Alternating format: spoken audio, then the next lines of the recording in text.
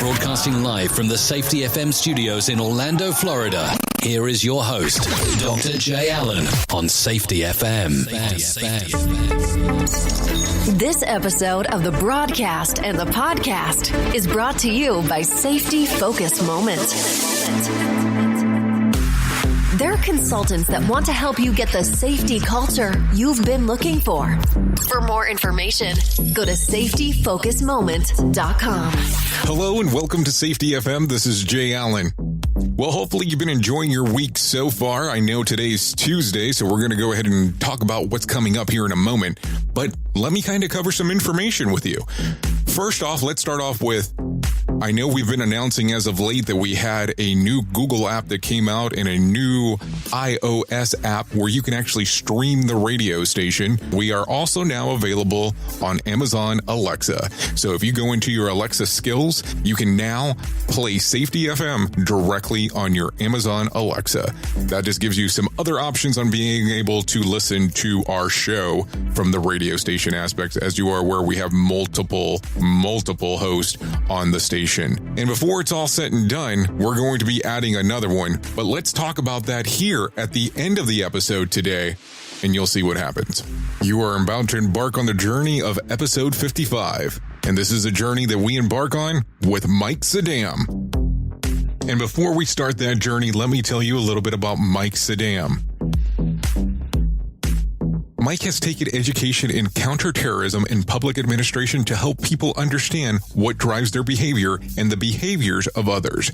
Mike's weekly podcast, the Crucial Talks Podcast, provides valuable information on human behavior and has been downloaded thousands of times by people across the world, including the US, Canada, Australia, New Zealand, and China. Mike is a commander in a large law enforcement agency. In addition, Mike is also a senior advisor for government integration, serves as an accreditation commissioner, leads a multi-agency coordination group, and co-chaired a Federal Aviation Administration rule-making committee. Mike not only has experience as a leader, he has experience as a pilot, safety officer, and fleetwide maintenance coordinator. It is my pleasure to introduce you to Mike Sedam here on Safety FM.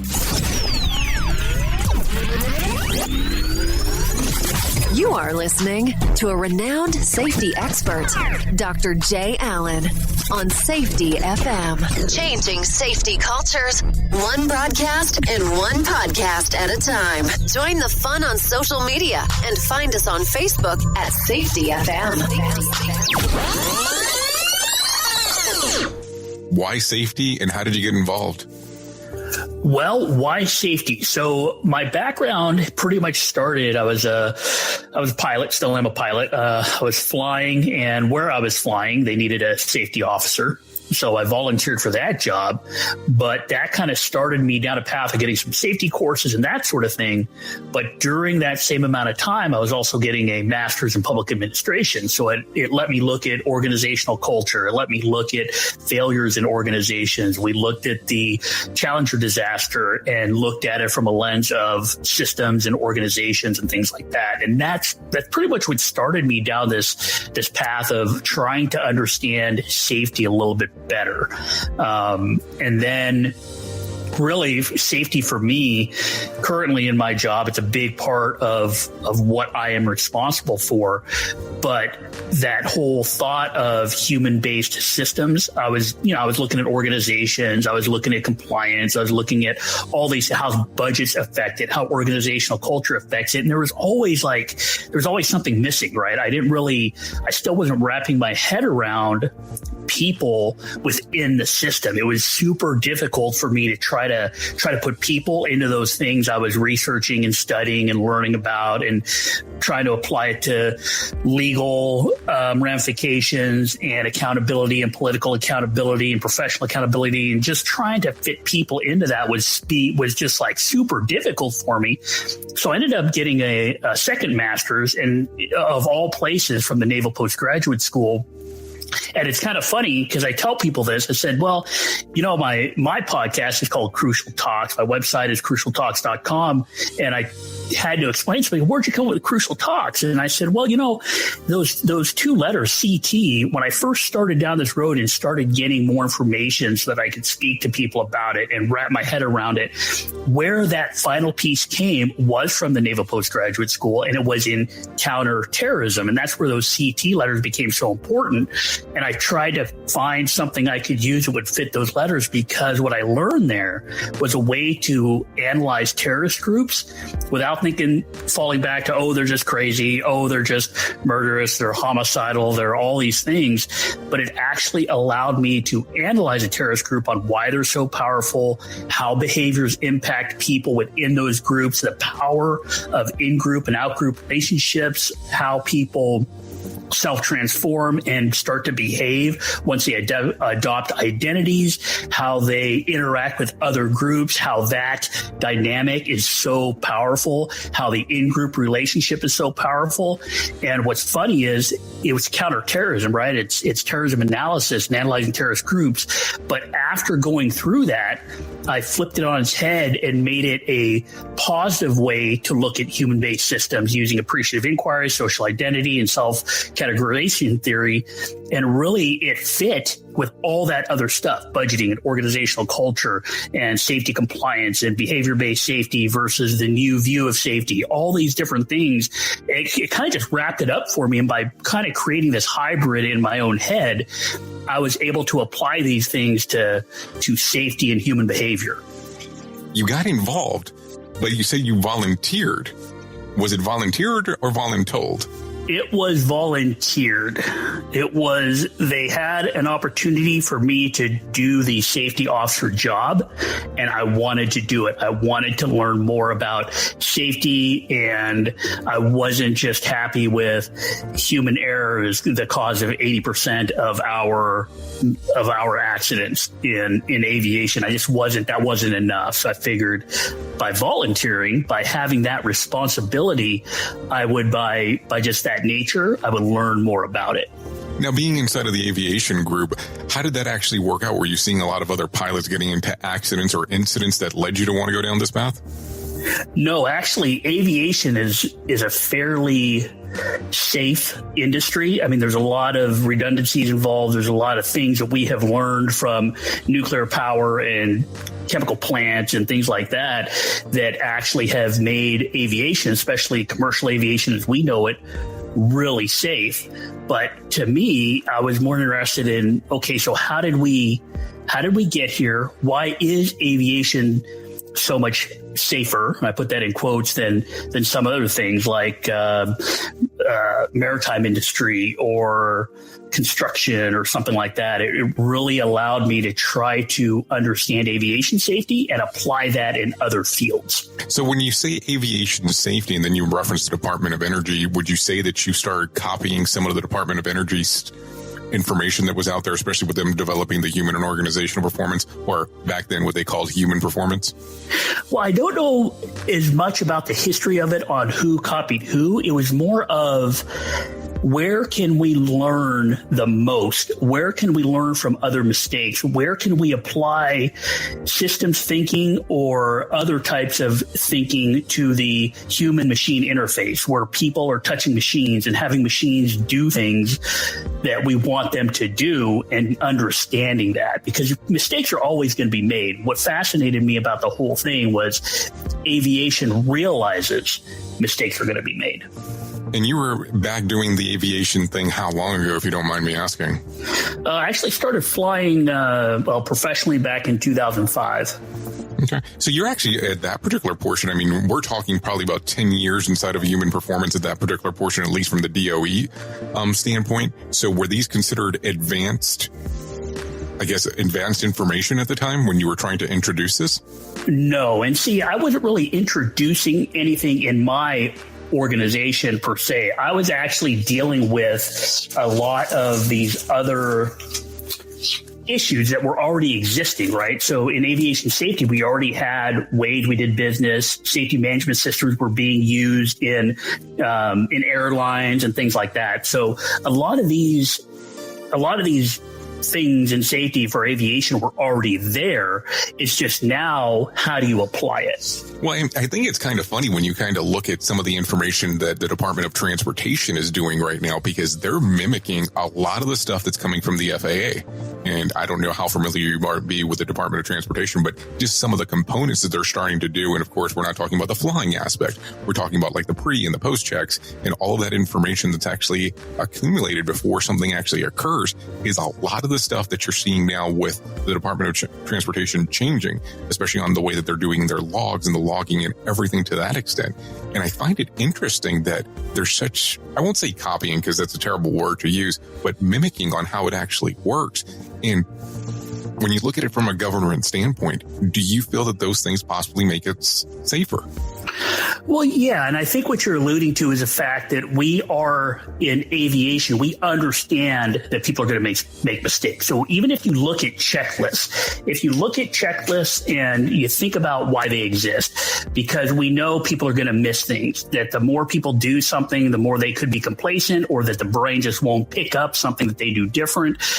We have these checklists to not only to help prevent that, but we also have them there to protect the machinery, to make sure things are done in the right order, to help the human being do it the same way kind of every time as a framework they can use while still counting on their experience and their education, all these things they do, but still being able to recognize that even though we count on human beings to do it right and use their experience and all that stuff, they're going to make mistakes.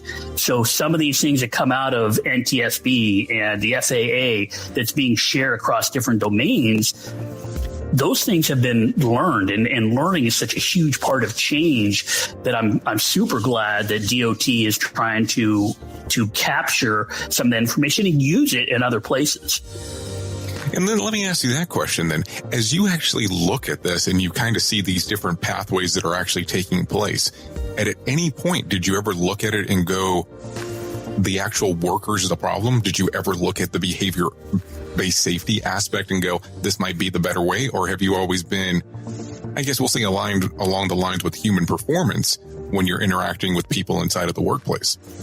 Well, I think that my stance kind of came both directions, right? Like the behavior-based safety thing, the whole thing about workers being the problem, or, hey, if workers cared more, or if workers just learned more, or were more experienced, or had the right training, none of this would happen. That has been part of my life also, because, I have a law enforcement background. We're always looking for the negative, looking for problems, looking for people making mistakes. And that happens no matter what. And that's kind of like a human nature thing. But now when we move into this kind of new view of safety, where we're more along the lines of, hey, why are we blaming people, or naming them, blaming and shaming them? Why are we going down that road when, in fact, if we converse with people, if we bring people in, if we ask them to try to be part of the solution, and we really change our lens from one of deficit focus, negative focus, to one of positive focus, and start looking at people as part of the solution, start looking at the worker as at the employee, at the line level personnel as that tactical person, they have great ideas on how to solve some of the problems we have in organizations. And I just think it's part of kind of like this new way of thinking about people as problem solvers and part of the solution, and not just like a problem we have to constantly worry about and constantly try to fix. So as you say that, I mean, it sounds so similar to some of the things that people say that are heavily involved in human performance. And I love just hearing it. I'm not going to lie. Who do you look up to inside of that industry? You're saying the same words that some of the, we'll say the big names say out there. So is there somebody that you look at that you admire, or is this concepts that you've learned along the way? Well, one, I listen to podcasts just like yours. This has a lot of great information. When I first started in safety, James Reason was big, Charles Perot, all the stuff he did with systems and normal accidents was big. Sidney Decker looked into a lot of his stuff. I think most of his books. And now recently looking at people like, I think you had him on your show, Todd Conklin, right? He's big into human and organizational performance. He's got some great information. I look at, I found some stuff by Dave Fennell, who did some work on risk tolerance and factors that impact how much risk people are willing to tolerate, because it's all of that stuff really wraps itself around the core of what I'm interested in, which is ultimately people as people as human beings that make decisions based on perception and emotion and not really data. And so when I talk to people like you about who do I look to or where do I look for more information, it really comes down nowadays to who can get me a good lens to look through when we're talking about human performance based on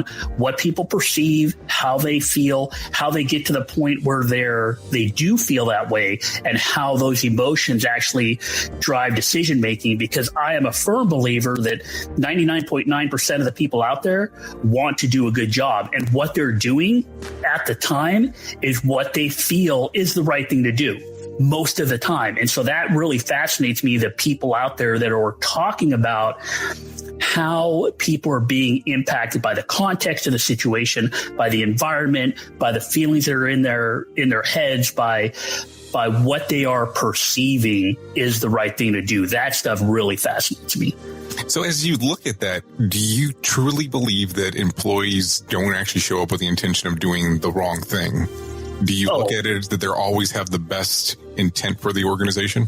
And of course, it's all context based, but I do believe that they are, when they are doing their jobs, when they are performing, when they're doing something, and it doesn't matter to me if it's in an organizational context, if it's in a community context, a family context, relationship context, my core belief is that everybody chooses roles to play in their life. And when they are playing that role, what drives their behavior are the behaviors that they have assigned to that role that are normal for that role. So if you're talking about a worker, it doesn't matter what's written in the book. If they've been doing it one way for 15 years and they're trying to get a job done, and all of a sudden the policy changes or the procedure changes and they're really put under pressure, they're going to do it the way they internally believe that role they're playing is supposed to do it.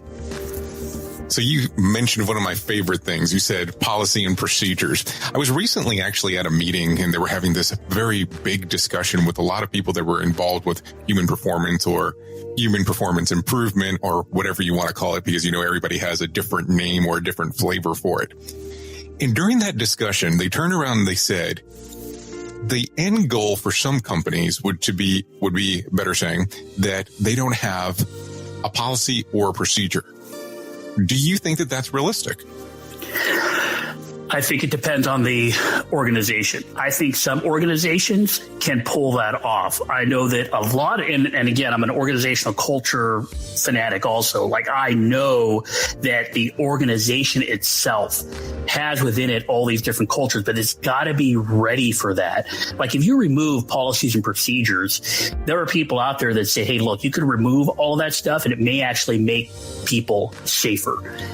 To me, it kind of just depends, because to me, I'm kind of a guy that's like, I can subscribe to both camps. I can subscribe to behavior-based safety. I can subscribe to human organizational performance, the old view versus the new view of safety. I'm kind of somebody that thinks both of those things actually hold water, that there's benefits to both. I also tell people that, hey, this old view of safety, the policy, procedures, the compliance, the people watching workers to see if they're doing it right, that sort of thing, that kind of gets us to like the middle of the bell curve. But I think if we really want to go to the right side of the bell curve to higher performance, more effectiveness, better efficiency, and ultimately a safer environment, that's where I think the new view of safety and human organizational performance comes in, and that gets us to kind of like the right side of that bell curve. I just am somebody who thinks that it's not a set program that'll get you there. It's not following the steps that'll get you there. It's actually understanding the context of your situation, the environment your organization or your team is in, to try to figure out where you need to go and what you need to do, because there are organizations out there I think could really, really go a long way if they adopt these kind of newer ways of thinking. When maybe some new people into a space, like a brand new transportation company comes online, they want to start driving trucks cross country. I think that behavior-based safety and that kind of old view will help them at least get to the point where they're meeting basic minimum standards. Does that make sense? Oh, that makes sense. And I think that that's sometimes where some of the confusion comes about, that people don't believe that you can build off of one system to the other. And I really think that sometimes, and I'll say the consultants, or how I like to deem them sometimes, the insultants, depending on how you want to look at it, come in and say, hey, that your system that you're using is incorrect and it's not going to work, opposed to looking at it more along the lines of, we can build off of what you have. And I think that if you take that approach, it's much different than going in and saying, this ain't going to work. We need to go with this. The other issue that I think that a lot of people run into, and if you take the consulting side out of it, if you have people inside of the organization, and let's say, for instance, they were doing behavior-based safety for the last 10 years. We'll just use that as an example. And all of a sudden they come in and they say, let's go ahead and do the flip here and start doing HOP. I think you run into a problem depending on who's giving you the information starting off. And I look at it that it's kind of like when you're promoting somebody from within. If you're inside of a company that has multiple locations, if you have somebody who is on the line level and they get moved up into upper management, some people might not respect that person because of they knew where the person came from. But if you move that same person to a different section in the organization, saying, for instance, a different site location, you might actually have a higher pull based on that. What do you think? Yeah, I would tend to agree with that. It is tough sometimes to espouse these things in your own organization or on your own team where people know you. And again, it goes back to this way that I understand people, which is the roles we play. And it goes two ways, right? We adopt roles as individuals, and then those roles may mean something to us because of the groups they allow us to belong to. But on the opposite side of that, people also assign labels and roles to us. And a lot of conflict happens when those roles don't match. So if one person looks at you and thinks of you as a peer, as somebody who they just worked with, but now you're in a higher position and you're trying to change things or do something different, but they don't recognize or label you with that role or see those behaviors, they're going to perceive you not in that way. And that makes it tough. And that's why sometimes it's so helpful to get somebody like you or some other consultant to come in, or somebody from outside to come in, because you bring with it a way for those people to view you so that you can help that organization do those new things. And we'll be back right after this with Mike Sedam here on Safety FM. We have Steve Sisson on the line. Now, let me make sure that I remember this correctly. It's Craig Johnson that you're interviewing this week, correct? That is correct. Craig Johnson with Good and Tight. Good and Tight is a product to help companies that have to tie down loads on the back of flatbeds or use a ratchet system. It helps get that extra torque to secure the loads. So, Steve, I'm going to tread lightly with this one. Exactly what is the purpose of the product? Well, the product is a ratchet extension handle, which allows you to put extra torque on your cargo, on your flatbed trucks, or anytime you're trying to secure a load, which gives it extra security to ensure that that load is secure and you don't lose it while driving down the road. Make sure to tune in this week to Safety Talks with Steve Sisson here on Safety FM. And welcome back to episode 55 with Mike Sedam here on Safety FM. So, the question's going to come up. So we had to get to this point at some point. What happened back in October of 2017 that you said, we need to put a safety podcast out there? What was the decision behind it? Well, it really came down to, I was doing a little bit of speaking in different industries, right? Like I'm an aviator in a government agency, made it to a higher level of management. And then I started using some of these concepts that I've kind of developed and learned about in other realms, mining and power plants and things like that. And I thought, I only want to do this. I'm not doing it for business. I only want to do it to help people. So I started thinking about, well, how do I help more people? How do I get this information out there? So I started writing a book and started blogging all this stuff. And then I thought, what's the easiest way? Because there's so much good information out there. How do I bring it in, filter it out, and get it out there to as many people as I can? And then the podcast thing came up, and I started looking into it, researching it, and figured it out. Hey, it's not really that expensive, and I can do this and push information out there that people can share with no cost, with no fuss, with they can just share the information. So it really came from this place of I see value in the things I have learned and developed, and I want to get that information out there. I want to help people understand what drives other people and what drives them. And from there, it was more of how do I leverage technology to build the network, to grow the relationships, and to get the information out there to as many people as I can. And how do you end up getting the people that are interviewed on your show? Do they reach out to you? Are you reaching out to them? Is it a combination of both? I mean, you've had quite a few people on. It's a combination of both. A lot of them have come after they listen to it and they feel like they can contribute. Some have been just people I network with, and we start talking. We figure out that we're aligned generally on what we're talking about, but they bring like a fresh perspective or something that's a little bit different. And we just decide to do it. And it's more of we share this vision of how to understand people and that people are socially driven and emotionally driven. And we share this notion that people spend a lot of time at work, and we want that workplace experience to be better, and that we think we can help people do that. And so that's where a lot of that comes from, because if you listen to any of the episodes, they're not all safety people, they're not all CEOs, they're not all authors. They're just a bunch of different people with a kind of a great view on how humans behave and make decisions and communicate. And I think that's such a great aspect on how you do it. I mean, I was listening to one that you had a motivational speaker that was on there, and he was referencing that you didn't know a part of his backstory on when the episode started, at least, that he had even claimed that he had been shot. And it was interesting because that's how part of the episode started. It was like, oh my God. But as you kind of take a listen, and it's amazing on how this whole human performance thing can apply to so many different aspects of people's lives. And I think that people fail to look at that.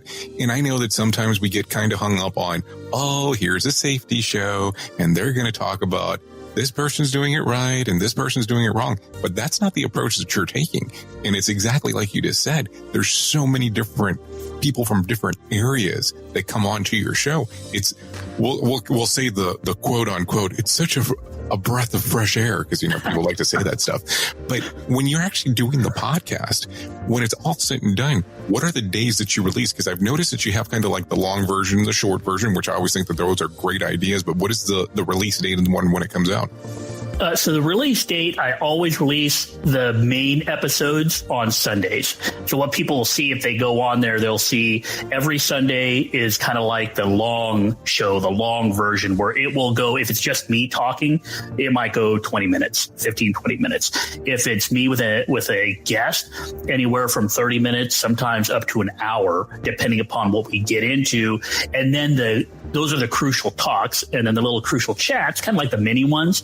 Those things I try to keep 3 to 5 minutes, and those I'm very honest and upfront in the podcast. I only do those when something strikes me, and I don't do them like every Wednesday or every midpoint in the week. Sometimes I'll do 2 a week. Sometimes I won't do any. And sometimes I'll just feel the need to get some information out there, and then I'll do it. So there was one I did that I started recording in my car just because I had this thought, and I put it out there as a little crucial chat that people could listen to.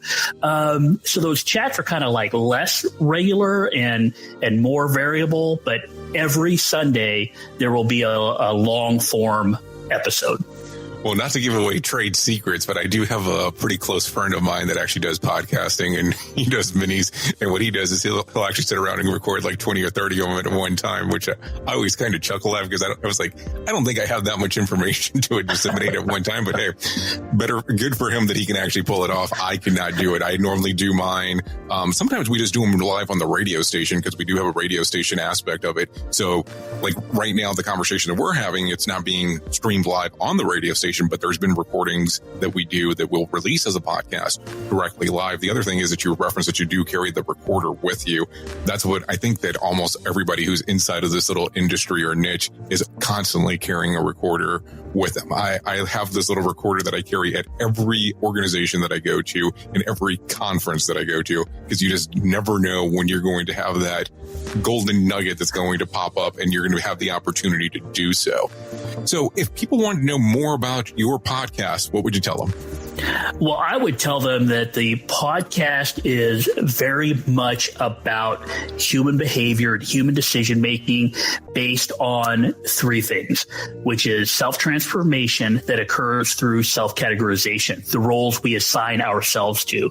I would tell them that it's about group behavior based on social identity, what groups we see others belonging to, how that affects the group we belong to. And then the third thing is a systems view of human behavior, which I base on appreciative inquiry. And the reason I love it so much is because it's a positive, strength-based approach to human behavior and human-based systems. And that's pretty much what that podcast, those three pillars, I can relate basically every single guest I've had on, I can relate one of those three areas or all three of the areas on what they're saying. And basically what I'm able to do is take what they're saying and explain why that works so well with people as social storytelling animals, as people that are social, as people that share vision through story, and people that can construct reality through story. So that's pretty much the essence of the Crucial Talks podcast, is human behavior, but with a positive, strength-based focus. And Mike, are you having any speeches that are coming up that are open to the general public if they want to come and see you? I'm not. My next one isn't even until April, where I'm doing, I don't even know if I could put it's a big petroleum production company. I don't know what else I could say about it, but I don't really have any public, open to the public speeches coming up. But I will say this, that I pretty much give everything I know for free. So if anybody has any questions, they can just ask me, and I'm always open with information. And a lot of the things I've talked about in organizations, doing public speaking, that sort of thing, it's in my podcast somewhere, because I'm constantly talking about the same things in a little different way and explaining things in a little different way, so they can look at any of those things and really get some good information out of it. And anything that comes up that they have questions about, they can feel free to contact me. I'm completely open because I see the power in relationships and human beings doing more together than we ever could alone. Well, I'll tell you, I've been impressed with that, because you go directly to your website, your phone number is right there, and so is your email address. And I'll tell you, and maybe I shouldn't give this away, but I called you earlier today, and boom, you answered. I mean, it wasn't like it went through some voicemail service or anything to that extent. It was boom, boom, boom, and it was you right there, live and in living color at the store, which I'm not supposed to say that either. Well, here's the thing, right? It's all about human beings. If I'm going to tell people that the power in human beings is our relationships and how we communicate within ourselves and with others, I gotta eat the lunch I'm making other people, right? So if I'm saying that stuff, there is a certain risk, right? Like a lot of people talk about zero incidents or anything like that in safety. But the reality is, if we're going to be active, if we're going to do things to meet our mission, to meet our goals, to try to gain success, that activity, any activity, comes with risk. And I take the same thing to heart. Like when I was doing the website, I could have put a Google Voice number up there. I could have made up a different email address or anything like that. But what I chose to do, and it may not make sense with some business folks and that sort of thing, but really what I chose to do is open up the direct line to me, where it comes directly to me, and that you're not hearing from a virtual assistant somewhere. You're hearing from me. I don't have an auto response. If you get something from me, it's me. It's me sitting there typing or talking or doing something like that. There's no middleman. There's no filter that I go through. It's very It's very much just me doing what I'm trying to do. This might actually stir up some problems going forward, just so you know. You might start getting a whole bunch of contacts and go, we might need to get something else out there. Well, so far, that hasn't I mean, there's been a lot, right? So far, it hasn't happened. I've gotten a lot of calls and stuff, and I do my best to help people. But what I found is most people, like if they call me and I'm busy or something like that, and I tell them, hey, I get what you're saying. Can we take this up after 5 o'clock while I'm driving home? And I'll call him back and we'll talk it through. I had one guy, and I want to go down too much of a different story, but I had one guy asking me, he had heard me speak at a gas and petroleum conference, and he called me and said, hey, look, have you done any work in leading indicators? And I said, well, I haven't created leading indicators for people, or I don't really consult on that. But if you want to talk about appreciative inquiry and how you can use that to drive your discussions on leading indicators to help you have a more safe outcome, let's do that. And then what that ended up happening was we talked about that. I gave him some great ideas. And I ended up doing a podcast using leading indicators and the movie Top Gun to explain it through appreciative inquiry. So it really, all this stuff just helps so many people that I'm willing to do that kind of stuff. And most people have, in fact, everybody has been willing to work with me on that. Like they're willing to wait a couple hours till I'm driving home so we can have 35 minutes to talk about it. Couple things there. Number one, are you getting ready for Top Gun 2? Is that the reason why you made the reference to Top Gun 1? That's the first one. And then the second thing is, if the National Safety Council is listening to this podcast that we're doing together, they're going to tell you that you're in the no-no zone in regards of actually taking a phone call while you're actually driving. Just throwing that out there. Yeah, I know. And that's the thing, right? Like we have the hands-free law. I'm talking on the phone, and I mean, who are we talking? We're talking to safety folks, right? These are the people that know that being able to turn your attention from one thing to the other is completely false, right? You can't do that. However, things are risky, right? And if we realize there's risk to everything we do, how can we apply that? So if I am talking on the phone while I'm driving, you will notice if you're riding with me, is right lane and there's more than 4 or 5 car lengths between us. And I go slower, I increase that ability of myself and the system I'm in, that car and the phone and all this stuff, that actually increases the capacity I have to deal with something bad happening, because we all realize something bad is going to happen, and safety is really that ability to absorb that bad thing happening without anything really bad happening. That's a really good technical answer, I had to tell you. The other thing that I wanted to throw out there, can you really have 4 cars in between one car and another in California? I don't know if I'm buying that one. No, you can't. You just got to keep slowing down, right? Like you just have to continually increase your safety cushion. It's something you just got to remind yourself of, because if you leave that amount of space in there, somebody will take it, whether they have to or not. So you just realize that, let them go on their way, and increase that following distance so that you maintain your capacity for safety in that system, in the context of that environment you're in. And that was Mike from Crucial Talks Podcast. I appreciate you coming on to Safety FM. Well, thanks a lot. This was fun. I don't get to be the guest that often, so anytime I get a chance to, it's really awesome. I enjoyed every minute of it, and keep doing what you're doing, because I have subscribed to your podcast. I listen to it religiously, so keep doing the good work. I really had a good time doing it, and I'll keep listening to yours. Oh, thank you. Well, I hope you enjoyed the episode with Mike Sedam. I have to tell you, when it was all said and done, after listening to Mike, I was so intrigued about what he had to say that I made him an offer. And starting this week, Mike Sedam will be part of the Safety FM network. So if you're going to our radio station where we stream live, you can go to safetyfm.com or safetyfm.live, or the apps that we actually have available on Google Play, iOS, and now Alexa. And you'll be able to stream the Mike Sedam Show, Crucial Talks, here on Safety FM. Well, I hope you enjoyed the episode. I have been your safety manager and host, Jay Allen. And until next time, be safe. The views and opinions expressed on this podcast are those of the host and its guest and do not necessarily reflect the official policy or position of the company. Examples of analysis discussed within this podcast are only examples. They should not be utilized in the real world as the only solution available, as they are based only on very limited and dated open source information. Assumptions made within this analysis are not reflective of the position of the company. No part of this podcast may be reproduced, stored in a retrieval system, or transmitted in any form or by any means, mechanical, electronic, recording, or otherwise, without prior written permission of the creator of the podcast, Jay Allen. SafetyFM.com.